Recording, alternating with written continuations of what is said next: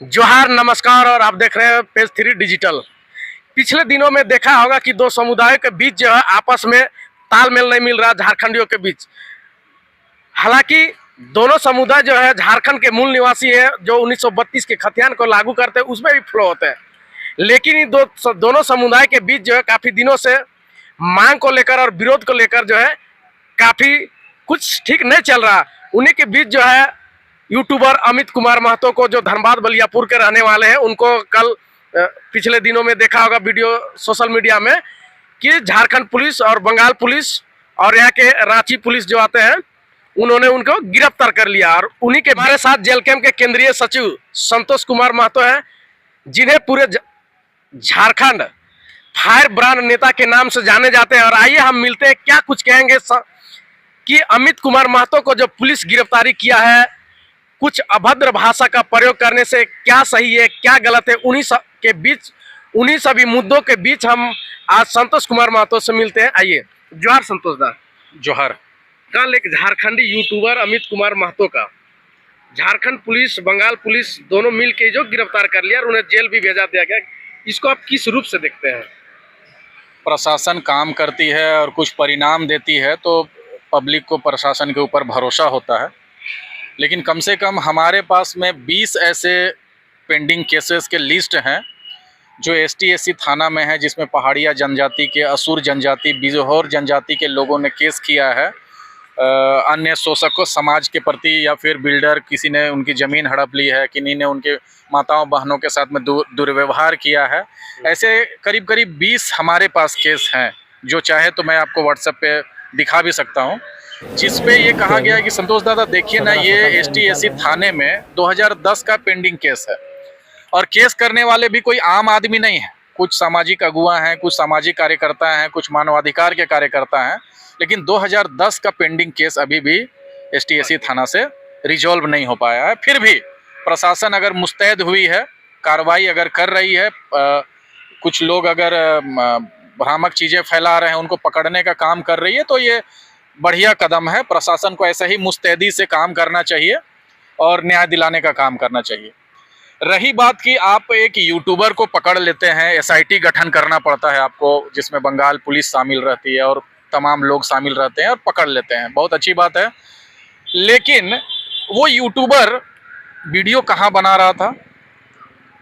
आसनसोल में छुप के बना रहा था, जंगल में छुप के बना रहा था, बंद कमरे में बना रहा था, कहीं कहीं छुप छुप के बना रहा था, जो कि वो हर प्लेटफॉर्म पे एक्सेप्ट भी कर रहा था कि हम भागे हुए हैं, हमको घर से मतलब नहीं है, हमको समाज से मतलब नहीं है, हम बस न्याय का आवाज़ बुलंद करना चाहते हैं, आम आवाम का आवाज़ बुलंद करना चाहते हैं, जो समाज को तोड़ने का काम करते हैं उनके खिलाफ हम इस तरीके का यूट्यूब वीडियो बनाते हैं और उनके खिलाफ हम लोग मुहिम चलाए हुए हैं।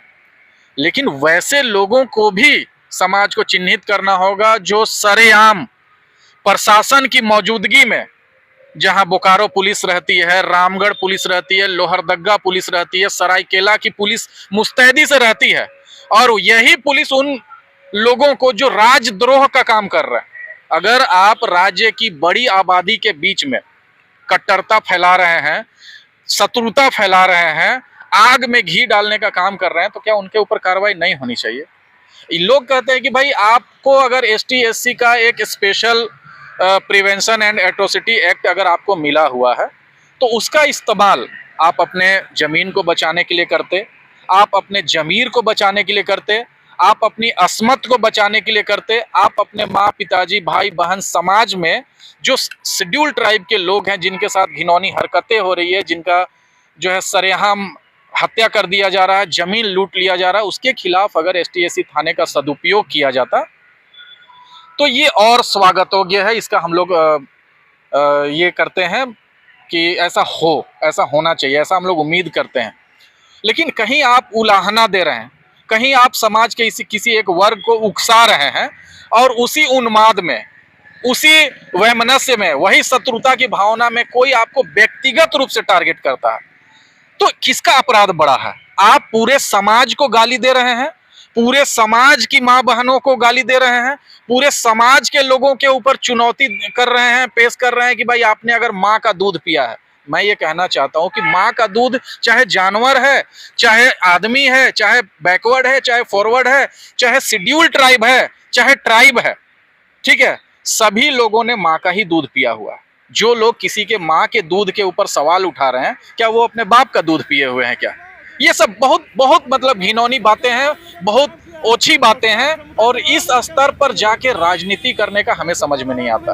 अगर आपको राजनीतिक महत्वाकांक्षा है, आपको लाइमलाइट में बने रहना है, तो आप तथ्यात्मक बातें करिए, आप मुद्दों पे बातें करिए, आपको लोग स्वीकार करेंगे। कोई जरूरी नहीं है। मैं देख रहा था वीडियो जिसमें जो है कथित विवादास्पद बयान दिया जा रहा था कि अगर किसी समाज के लोगों ने अगर माँ का दूध पिया है, भाई मैं नाम लेना नहीं चाहता, मैं किसी का नाम लेके निजी हमला या निजी कोई विवाद फैलाना नहीं चाहता, मैं इसके सख्त खिलाफ हूँ।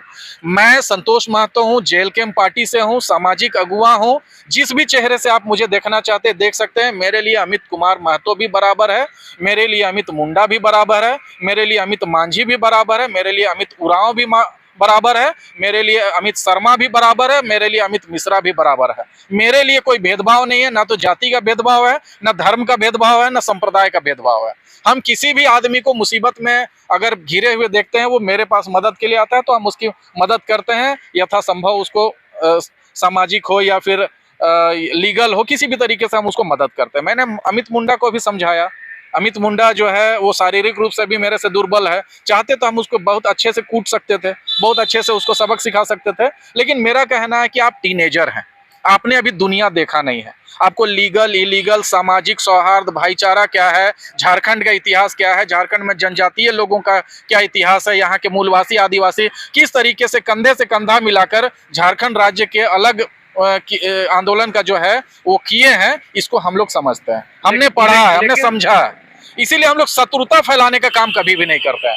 आपको बता दे रहा हूँ कि इस प्रसंग में बहुत सारे लोगों ने मुझे कॉल किया, व्यक्तिगत रूप से मुझे धमकी भी दी, बहुत सारी नसीहतें भी दी, लेकिन मेरा स्टैंड क्लियर है कि मैं तमाम आदिवासियों के साथ हूँ, तमाम मूलवासियों के साथ में हूँ, और जिन लोगों ने भी झारखंड का भला चाहा है या वैसे लोग जो झारखंड का भला करना चाहते हैं, हम सभी के साथ में कदम ताल करने के लिए रेडी हैं। लेकिन संतोष दा, एक सवाल बनती है कि भाई जिस समय सोशल मीडिया में अमित कुमार यूट्यूबर जो है गाली गलौज या किसी टाइप का अभद्र जो टिप्पणी करती है, उस समय वाहवाही सब करते थे, लेकिन आज उनके पीछे जो है ना किसने वाहवाही किया हम नहीं जानते हैं।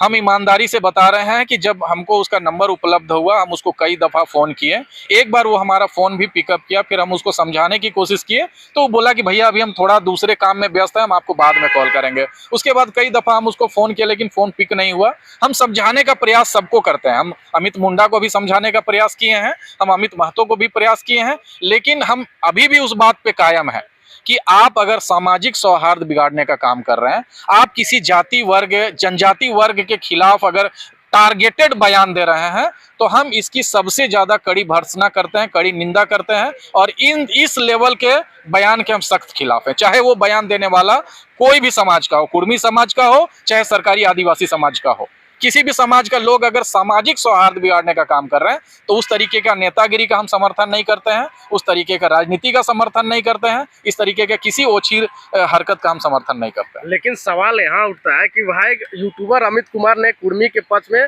गाली गलौज किए, लेकिन मीडिया में तो चल रहा है कि भाई कुछ कथित लोग भी हैं, वो लोग भी कर रहे, तो उनके ऊपर फिर कार्रवाई क्यों नहीं हो रहा है? लोगों का आरोप है ये। देखिए, कार्रवाई प्रशासन को करना चाहिए, निष्पक्ष होकर करना चाहिए। आपके पास में अगर कोई आवेदन आता है तो उसका आवेदन का आप सत्यता पता करिए कि भाई किस वजह से इस तरीके की घटनाएं हुई, खासकर जब उसमें कोई राजनीतिक एंगल हो। क्या पहले अमित कुमार ने कहा या पहले किसी और ने कहा, इसकी पहले पुष्टि करनी चाहिए। शुरुआत कहाँ से हुई है, किस माहौल में इस तरीके का बयान आया। आप जब अमित कुमार का वीडियो देखेंगे तो जो उसमें रोष है, जो खुन्नस है या जो गुस्सा है, क्या लगता है वो किसी मामूली बात पे इतना गुस्सा होगा? आप किसी पूरे समाज को टारगेट करके उसको आप घटिया तरीके से रिप्रेजेंट करते हैं, उसको चुनौती देते हैं, और बाद में जब आपके ऊपर पलटवार होता है तो आप विक्टिम कार्ड खेलने लगते हैं। भाई आप आदिवासी बेटी हैं तो कोई और भी आदिवासी बेटा है, कोई और भी मूलवासी बेटा है, लेकिन हाँ आदिवासी होना गैर आदिवासी होना वो अलग बात है। सूचीबद्ध किया जाएगा कि नहीं किया जाएगा ये गृह मंत्रालय के क्षेत्राधिकार का मामला है, टीआरआई के क्षेत्राधिकार का मामला है, सुप्रीम कोर्ट है, हाई कोर्ट है, तमाम तरीके के संबंधित एजेंसियां हैं। कोई ऐसे ही आसानी से जो है तमाड़िया नहीं है कि रातों रात सूचीबद्ध हो गए, या जो खैरवार लोग हैं ये नहीं है कि रातों रात शामिल हो गए। संघर्ष कर करके किसी समुदाय को सूचीबद्ध होने का कवायद करना पड़ता है। आपके कहने या आपके विरोध करने से हमें नहीं लगता है कि जिसको सूचीबद्ध होना रहेगा वो रुक जाएगा। कुछ लोग ये भी कह रहे हैं कि हमने जो कुर्मी समुदाय है उन्होंने अमित मुंडा को माफ कर दिया, तो क्या अमित कुमार महतो को माफ नहीं किया जा सकता था? ये जो वो कहा जाता है ना कि जो ताकतवर इंसान होता है वो माफ कर सकता है। हम कमजोर हैं तो हम किसी को क्या माफ कर सकते हैं? जब हम किसी को मार नहीं सकते हैं, किसी को पीट नहीं सकते हैं, किसी को उल्टा नहीं लटका सकते हैं, किसी का कोई अहित नहीं कर सकते हैं, और हम उसको बोलेंगे कि जाओ तुमको माफ किए, इस बात का कोई महत्व नहीं है। हम जिसको मार सकते हैं, पीट सकते हैं, सबक सिखा सकते हैं, लेकिन हम उसको माफ कर रहे हैं, ये बड़ी बात है। तो जो ताकतवर इंसान होता है वो माफ करता है। लेकिन कल अमित कुमार महतो को जब जेल ले जा रहा था पुलिस के द्वारा, तो उन्होंने सोशल मीडिया में आपने भी देखा होगा कि कुछ लोगों का नाम ले रहे थे और कह रहे हैं कि भाई कुछ लोग जो है समाज को तोड़ने का काम कर रहे हैं, कुछ लोग फंडिंग कर रहे हैं, क्या कहिएगा इसमें? अमित महतो ने कहा, हम उसका बयान भी देख रहे थे, बहुत ही जोशीले अंदाज में वो बात को रख रहा था। लेकिन हाँ, हम उस बात से सहमत हैं कि चाहे वो कोई भी व्यक्ति हो, किसी समाज से हो, अगर झारखंड के भाईचारे को ख़त्म करना चाह रहा है, इस भाईचारे की चिता जलाकर उसमें अपनी राजनीतिक महत्वाकांक्षा की रोटी सेकना चाह रहा है, तो हम उसके खिलाफ हैं और हम ऐसे लोगों को किसी भी तरीके से सम्मान देने के पक्षधर नहीं हैं। लेकिन कुछ लोग ये भी कह रहे हैं ना कि जेल कैंप का टिकट जो है गिरना शुरू हो गया, जो गैंग बना था वो टिकट जेल कैंप का था और वो गिरना शुरू हो गया है। मतलब जेल कैंप का इसमें कोई एंगल हमें नहीं समझ में आता है। मैं खुद भी जेल कैंप से हूं, लेकिन कभी भी उन्माद भड़काने का काम या जातीय विद्वेष फैलाने का काम या किसी दो वर्ग को लड़ाने झगड़ाने का काम हमने कभी नहीं किया। मैं खुद भी रेल टेका में गया था, मैं खुद भी सामाजिक आंदोलनों में बढ़ चढ़ के रहता हूं, लेकिन किसी दूसरे समाज को नीचा दिखा के हम अपने समाज को सुपीरियर दिखा रहे, ये मतलब मेरे डिक्शनरी में नहीं है। तो क्या अमित महतो को एक बार माफ करना चाहिए, रिहा करना चाहिए? देखिए, माफ करना नहीं करना ये जिसने केस किया है या जिस समाज को अगर आहत हुए हैं तो वो लोग समझेंगे, सोचेंगे। हम अमित कुमार महतो के लोग अगर हमसे संपर्क किए हैं तो हम उनकी कानूनी मदद भी कराएंगे। समुदाय के नाते आप तो कह ही सकते हैं ना। देखिए, माफ करना ताकतवर लोगों की पहचान होती है। जो ताकतवर इंसान होता है वही माफ कर पाता है। अब जो लोग डरे हुए, सहमे हुए हैं, कानून का सहारा लेके अगर किसी को दबाना चाहते हैं, किसी का शोषण करना चाहते हैं या किसी को झुकाना चाहते हैं कानून का सहारा लेके, या फिर अपने जो विशेष संविधान के द्वारा जो अधिकार प्राप्त हैं, सुविधाएं प्राप्त हैं, उसका इस्तेमाल करके आप किसी को डरा रहे हैं, झुका रहे हैं या परेशान कर रहे हैं, तो ये मुझे ताकत के एंगल से जो है हम इसको समर्थन नहीं करते हैं। अगर आप में ताकत है, आप अगर व्यक्तिगत रूप से चुनौती दे रहे हैं, तो सामने वाला का व्यक्तिगत चुनौती को स्वीकार करिए और उसका जो परिणाम होगा उस पर आप कायम रहिए। लेकिन आप कानून का सहारा लेके और आप दिखा रहे हैं कि नहीं हम उसको जेल भिजवा दिए या फिर उसको सजा दिला दिए, अब लोग इसके पक्षधर नहीं है। अमित मुंडा के भी मामले में थाने वाले लोगों ने हमसे कॉल किया था कि क्या बोलते हैं संतोष दा, उठा ले क्या उसको? हमने बोला कि बच्चा है, माफ़ कर दीजिए, अगर गलती किया है चलिए माफ़ कर दीजिए। लेकिन हाँ, अब खुद फिर भी देख रहे हैं कि माफ़ करने के बाद फिर अमित मुंडा जो है अनर्गल बयान दे रहा है। तो अब जब दूसरी बार जब गलती होती है, तीसरी बार गलती होती है, चौथी बार जब गलती होती है, तो फिर उसको गलती नहीं मानना चाहिए। धन्यवाद। तो हमारे साथ संतोष दा थे जो हमारे साथ बहुत समय दिए। तब तक के लिए पेज 3 डिजिटल के साथ बने रहे। जोहार झारखंड, जय झारखंड।